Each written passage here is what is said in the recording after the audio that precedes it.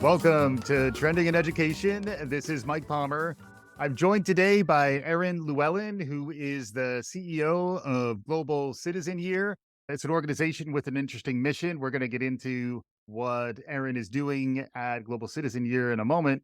Before we do that, Erin, as a rite of initiation, we always like to ask our guests for their origin story. What got you to this point in your professional life? Spin us a yarn, tell us a tale. How'd you get to this point in your career? The arc starts early. I would start it with a job I had in college where, some people have internships in college and I needed to make some money. So I worked at a wood mill and I pulled green chain, which is wet wood, for hours of my summer. And I think that job laid the foundation for me as I think about working with people who are different from me. I was one of two women. I was the only woman in the summer to join. And I had this incredible experience. I loved the people I worked with. And I think I learned what true hard work is Mm. in ways that has served me well since. I will Mhm. sometimes ask myself, well, is this as hard as working at the mill? And Yes. it's typically no. I can move on and work through whatever problem I'm trying to solve or whatever challenge I'm trying to solve. So Yeah. that laid a foundation. And then, of course, if I think about my professional career, a big through line for me is starting in young companies and being either on the ground floor or close to the ground floor when they are founded and then helping them grow. And this is culminating most recently with your role at Global Citizen Year. If you could reacquaint our listeners with Global Citizen Year and how you got connected there, we'd love to hear more. Yeah. So I'll just talk about why Global Citizen Year for me, it's so important as an organization and as a mission. So I think a little bit about my background will help set the stage for this, which is I'm from a wonderful blue collar family in tiny Cedar Flats, Oregon. My dad is a retired logger and my mom is a retired public school teacher. And Mm. I name these two professions because being raised in a blue collar family in a blue collar town is pretty core to who I am Mhm. today. Mhm. Having one parent in a job that ranks in that list of most dangerous jobs and another parent who is in the list of most possibly underappreciated jobs, I think leaves its mark. And I had questions like who makes these rules? Who designs these systems? Who decides who's in charge and who has rights and who doesn't? And Mm. that curiosity and that foundation has fueled me ever since. And my childhood was awesome. And I also just knew the world was bigger than the small town that I was in. Yeah. And so I applied to colleges. I got into colleges across the US, but for financial reasons, I ended up 12 miles down the road at University of Oregon. Go Ducks, is that right? So big duck fan, big duck fan. And I had the most incredible opportunity at University of Oregon. It turned out to be a gift. And they had this program where they would sponsor you to go abroad and get some work experience. Yeah. And that fundamentally was a game changer for me in so many ways. I moved to Cape Town for one Mm. year. Cape Town was my first big city. I worked in a nonprofit focused on ending domestic violence. And this is South Africa for the geographically challenged out there. Thank you. Yes, Cape Cape Town. Town, South Yes. Africa. And I lived in a house with 5 South African women from all different backgrounds. Mhm. And I think about this year as the year that changed my life fundamentally. I would categorize it in 2 ways. I think one was my understanding for how interrelated our challenges are. That was cemented. I was able to connect dots globally that had never come into my brain before Yeah.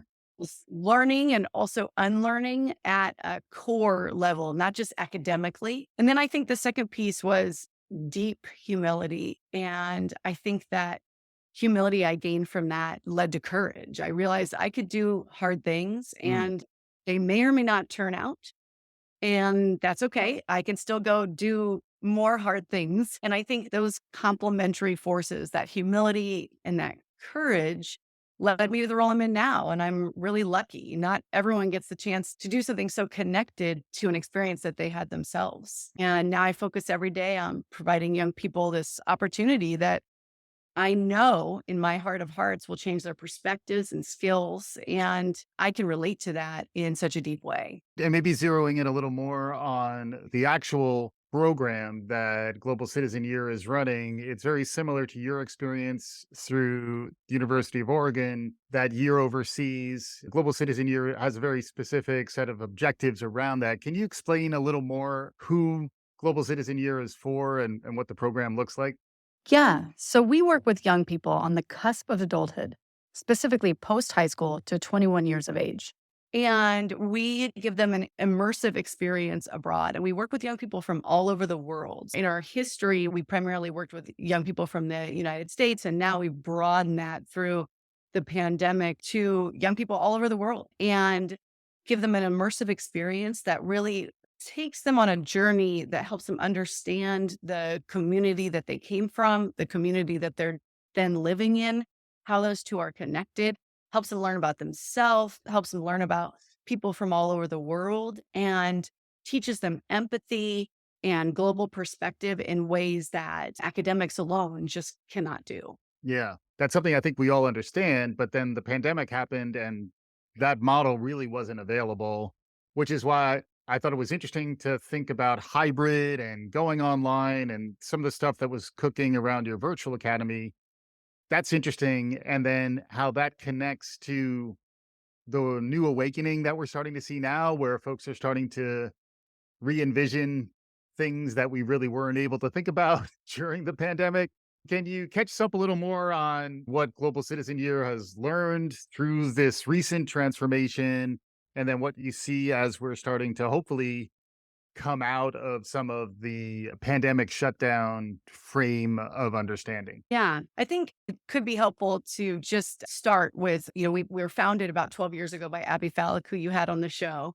And she believed in the power of global experiences to really harness and develop the next generation. And that's what we're built upon. And in that first decade, you're right, we were running an in person program that required travel abroad. And then the pandemic hit and we had to shelve that, obviously. We knew that young people wanted to connect, we knew they wanted community. So we launched the academy. And in that offering, we learned a ton. We served 1,500 young people in 2 years in that model, and we had served 1,000 in the 10 years prior. So one of the things I think for us is that we were healthily skeptical, I would say, that a virtual offering could offer the same level of transformational experience as an in person. Mhm. So we paired up with a team from Harvard to research it and measure the impact. I mean, impact is our bottom line. Yeah. And while the impact is different, we had to stand corrected that it wasn't impactful. It was very impactful. And we learned that we could think about our model differently. That was one of those mind-blowing light bulb moments Mhm. where you could deliver it in a completely different manner and get very similar results. I think that's opened up our thinking in bold ways, Right, right. I've heard several folks talk to me about creativity and how creativity frequently is driven by constraints. It's right. But Mhm. then it's also interesting when those constraints are lifted. So, very much an in person model, the constraints force you online. Now, those constraints ease, and you can start to think about blending. You can start to think about hybridizing things. That's why I thought you're at a very interesting point in the evolution of the organization with you leaning in now in a leadership position. I'd love to hear more about how you're thinking about basically going in person only, then going online only. And now, how are you thinking about the next chapter? When I think about what we just did with the academy, I think the virtual offering is a great tool. Virtual is a great tool and it doesn't replace human to human interaction in person. And that's why our newest innovation is a hybrid. I think utilizing virtual tools to serve more young people, to build community across borders is absolutely imperative. And when we can pair that with true in person human interaction, Mhm. it really amplifies the possibilities. Yeah. And so that's where we're headed is a hybrid model. Even when I think about what the academy taught us, it taught us so much. It helped us transition from serving primarily US students to serving a global group of young people. Yeah. And we served young people from 100 different countries. That's wild. Yeah. Yeah, and the power of that diversity in the learning is unmatched. And Mm, so forevermore, Global Citizen Year will serve a global population. right. A huge advancement, I think, for our mission. And I think from that perspective, it also taught us how we design needs to be different. So designing curriculum, our curriculum needs to be designed by a global group of educators from Hmm. here on to really truly infuse the global perspective. And I think the other piece that the Academy gave us was it launched us into a new category where youth voice in the design is critical. I know you've had Justin Wynn on your Hmm. show.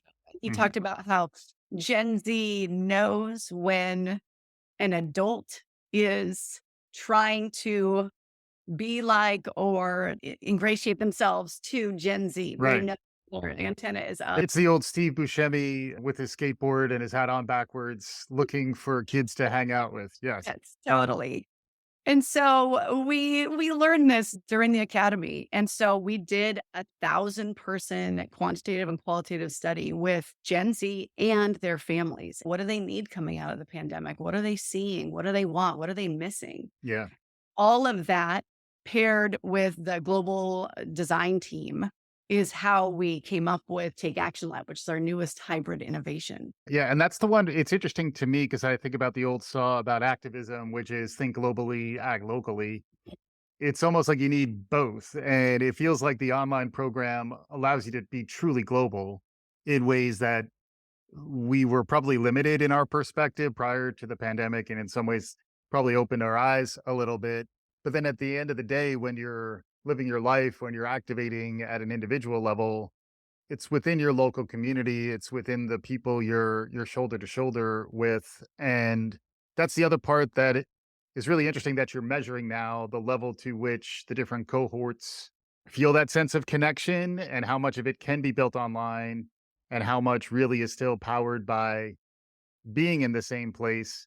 I think we've whetted our appetites enough in terms of describing what you got cooking next. This is going to be in Cape Town, which is also the place that you were talking about before. So it does tie back to Cape Town. What do you have on the horizon in terms of the lab that you're building? Cape Town is clearly near and dear to my heart. So we just launched Take Action Lab. Young people will be gathering in a matter of weeks, and it's our hybrid model that incorporates all the learning that we just talked about. We've selected a global group of young people for a transformational experience that will equip them with skills, perspectives, networks to work toward and find global solutions as they go on in their life. Hmm. We're starting in Cape Town, but we'll be adding new locations. And we're building this worldwide group of young people who will meet in Cape Town. They'll apprentice in one of our 30 partner organizations. They're going to be learning from local leaders who are tackling issues across the board, but really under a theme. This is one of the things we learned from young people is they wanted thematic options. So the first theme out of the gates is human rights. And all of the nonprofits they'll be working with are working with human rights issues. And then we'll provide our curriculum, which is, of course, a scaffolding to their experience, helping them better understand themselves, how to be in community with both the folks that they're working with at their apprenticeships and also the other young people from across the world. Yeah.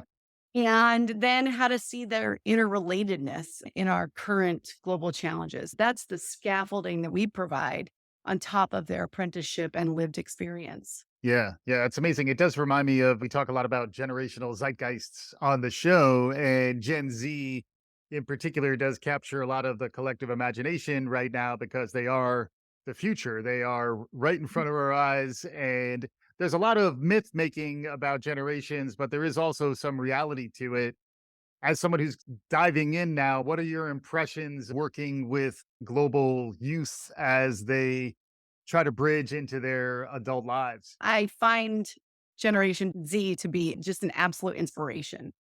I am every day enamored with things that they're doing and the ways they think outside the box and their creativity. I mean, this generation is coming of age during challenges that are testing us at completely unheard of levels. Yeah. COVID, climate change, social media. We don't even know the implications of that. We're still understanding it. Mhm.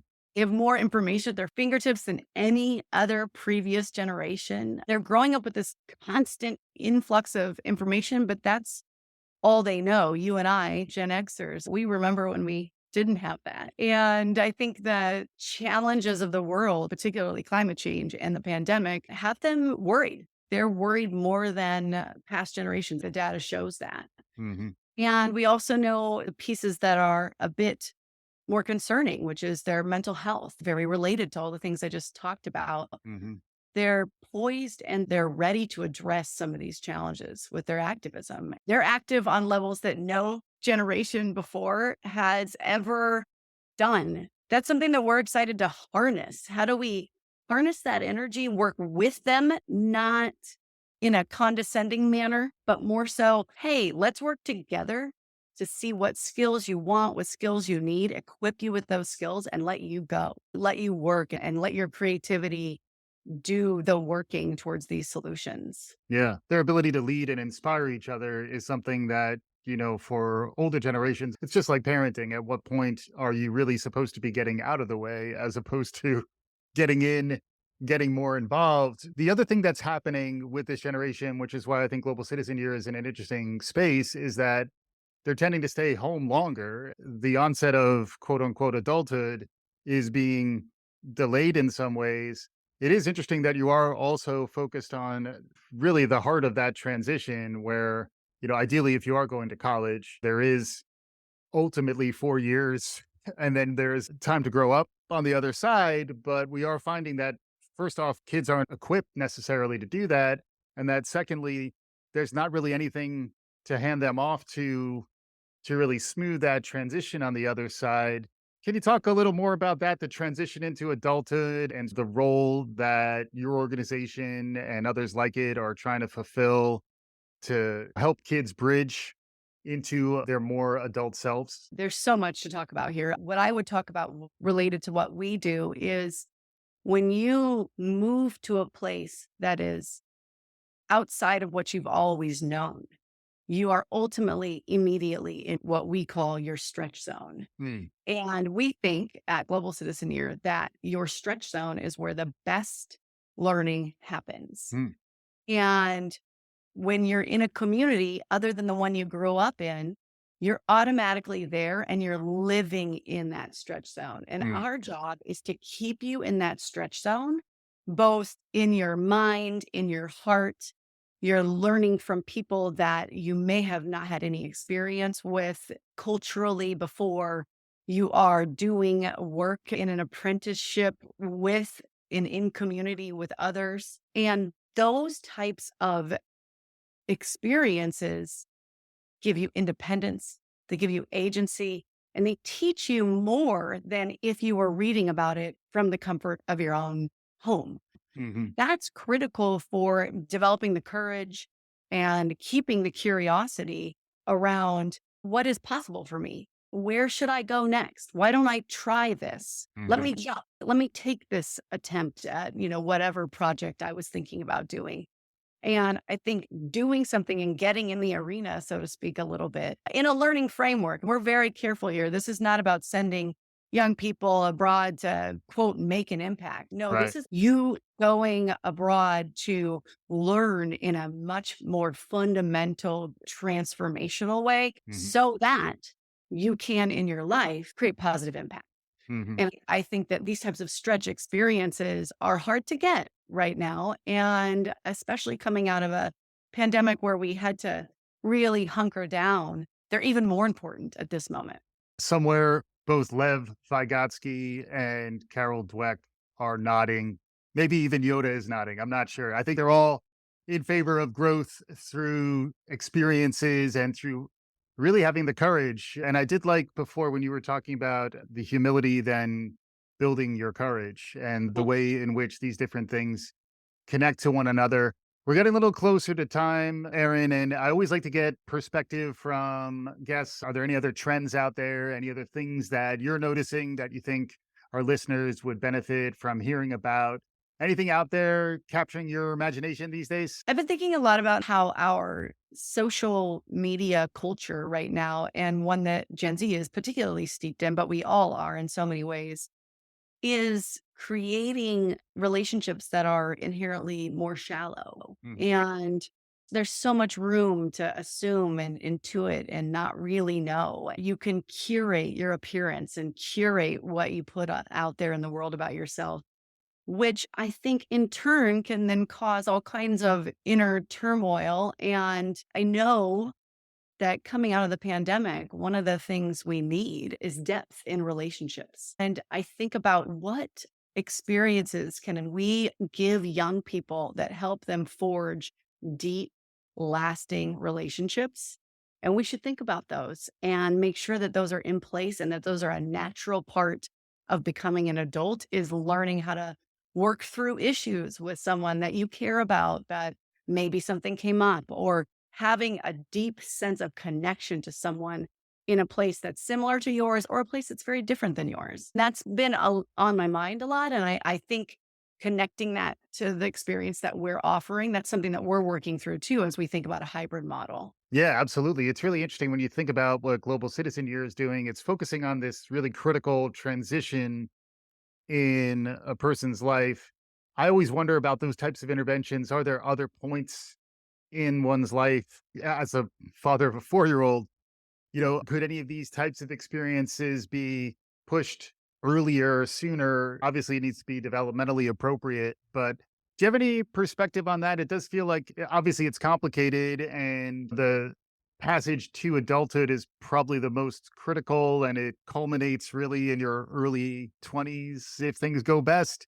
But any other perspective on where these types of interventions might be most relevant? I think that's a great question. I think moments of transition. So I would say transition from college to career, transition from career tranche one to career tranche two. And the reason that I particularly think that the cusp of adulthood is a great opportunity for something like this is because it's before we've formed our identities, but we are thinking about our identities. They're part of how we're relating to the world and we're starting to form thoughts and opinions around that. And that is an opportunity to have your mind widened, Hmm. and an opportunity to have new perspectives come in before we get too narrow in the scope of both what's possible for the world, but what's also possible for ourselves. That's a great answer. Although I was hoping, as someone mid career or later, that there might be a trip to Cape Town or similar location in my future. It was a setup, Aaron. Yeah, I'm It was sorry. still a great answer.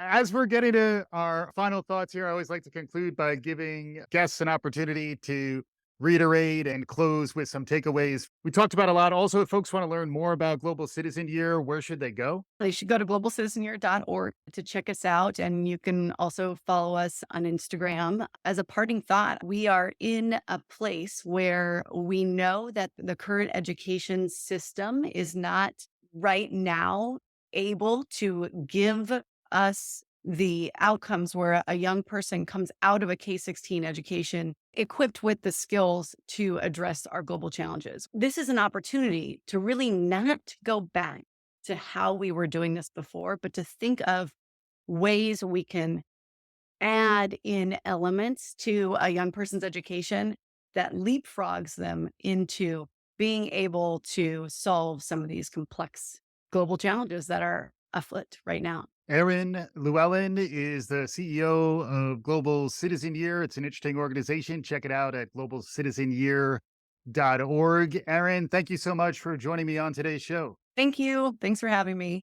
And for our listeners, hopefully you enjoyed what you heard. If you did, please subscribe, write us a review, do all the good things. We'll be back again soon. This is Trending in Education.